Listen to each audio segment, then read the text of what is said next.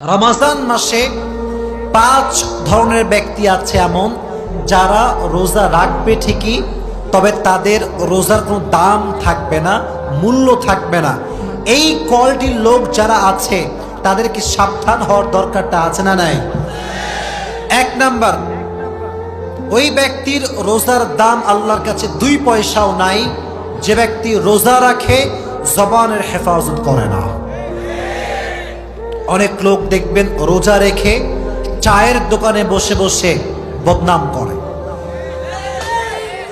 অমুকের ছেলে কি করেছে, অমুকের মেয়ে কি করেছে, চায়ের দোকানে বসে বসে গীবত শুরু করে দেয়। চাচা সাহেব, অমুকের মেয়ে খারাপ, অমুকের ছেলে খারাপ, আপনার কি খারাপ?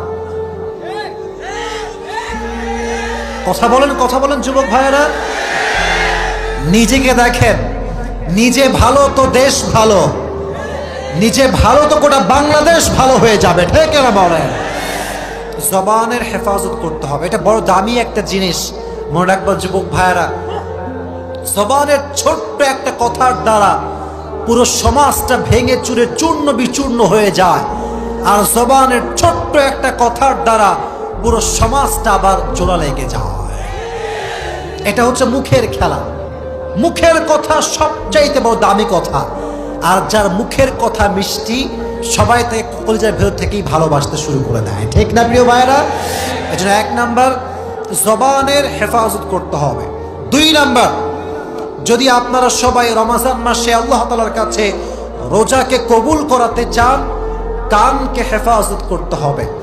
অনেক যুবক আছে দেখবেন রমজান মাস আসে ঠিকই, কিন্তু কানে হেডফোন লাগিয়ে গান শুরু করে দেয়। রাত 2টা 3টা পর্যন্ত হিন্দি গান, বাংলা গান শোনে।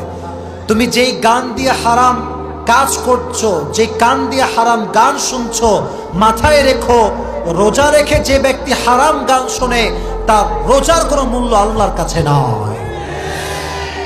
অনেক মেয়েরাও আজকাল গান শোনে, বেশি বেশি তারা হিন্দি গান শোনে। অনেক মেয়ে এরকম আছে না নাই? প্রচুর পরিমাণে মেয়েরা হিন্দি বাংলা গান শোনে, ইভেন পুরো বছরও শোনে, রমজান মাসেও ছাড় দিতে চায় না। মনে রাখবেন, গান যে শোনে, এই গান আল গিনা ওয়া ইউমবিতুন নিফাক ফিল কওম, গানটা মানুষের অন্তরে নেফাক তৈরি করে। আর যে গান শুনে রমজান মাসে রোজা রেখে তার কানের রোজাটা নষ্ট হয়ে যায়, ঠিক না বল? আল্লাহ রোজা অবস্থায় গান শোনার থেকে হেফাজত করুন, সকলেই পড়ে আমিন। যেমন গান শোনা যাবে না, exactly to the same way এই